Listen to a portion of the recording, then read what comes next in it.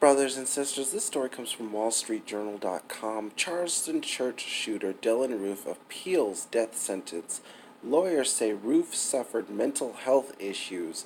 Hid it from court. Here we go with this mental illness bullshit. Anytime they do something wrong, it's always they're mentally ill. And we've never been able to use that excuse, ladies and gentlemen. And I know mentally ill people, but none of them have committed mass shootings. So what does that say about him? This man is just evil. He really is. Dylann Roof, the first person to be sentenced to death under the Federal Hate Crimes Act, has appealed his conviction for the 2015 killing of 9 black worshipers at a historic church in Charleston, South Carolina. In a 321-page legal brief filed Tuesday with the Fourth U.S. Circuit Court of Appeals, his lawyers argued that when Roof represented himself in court, he was a 22-year-old ninth grade dropout. That's irrelevant. The ninth grade dropout part is irrelevant, and if he's 22 years old, he's a grown-ass man who suffered from schizophrenia, autism, anxiety, and depression. Again, here we go with this mental illness bullshit. Don't buy into it, ladies and gentlemen. Roof told a jury at the time that he wasn't mentally ill and chose to represent himself in the sentencing phase of his death penalty trial. Like I said, that's on him. The justice system, it just didn't work for him, and now he's trying to weasel his way out of it.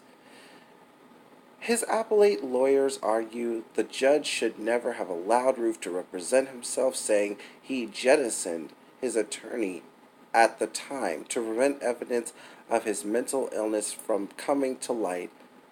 Yeah, right.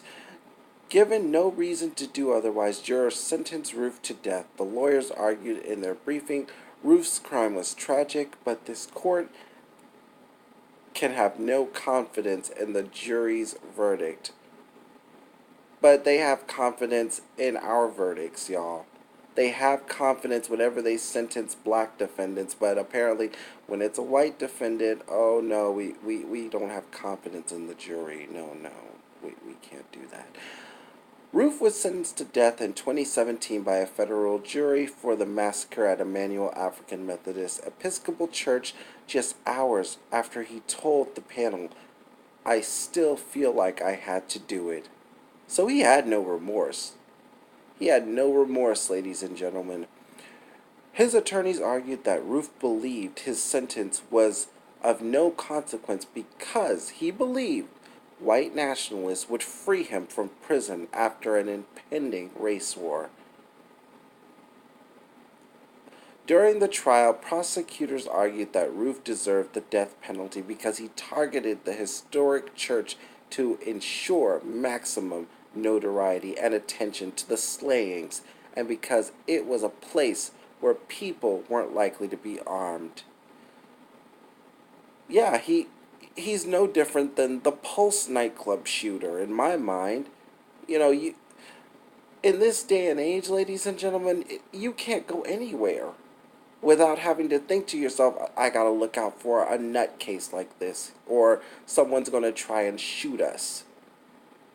I mean, these people went in there for worship and prayer, and the people at Pulse went to have a good time. But, instead they couldn't walk out alive, but this man could. Roof planned the attack over the course of months, stalking out the church, writing a racist manifesto, and spending his birthday money on a .45 caliber Glock pistol with 88 rounds. According to prosecutors, the 88 rounds is a numerical symbol for the Heil Hitler, prosecutors said. Roof sat with his victims in a Bible study meeting for 40 minutes before turning a gun on them. That's some cold-blooded shit right there. During his trial, he didn't express remorse and wrote in a jailhouse journal that he had shed tears of self-pity for himself, but had not shed a tear for the innocent people I killed. it's funny because,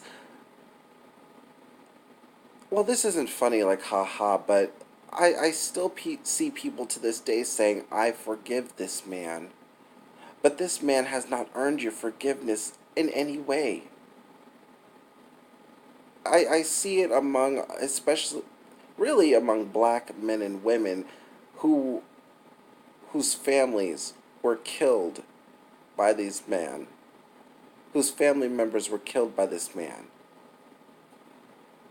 You know, we got to get out of that habit, ladies and gentlemen, of just giving our forgiveness away for free. We really got to do that. Now 25, Ruth is housed on death row at a high security federal facility in Terre Haute, which has also imprisoned other notorious inmates such as Oklahoma City bomber Timothy McVeigh before he was executed in 2001. They need to carry out this man's sentence already.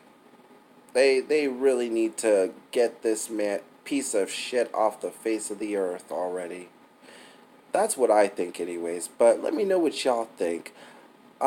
Please leave your comments and subscribe. Don't forget to hit on the bell. Have a good day, night, morning, evening, wherever you're at in this world. Peace and love always. Bye bye.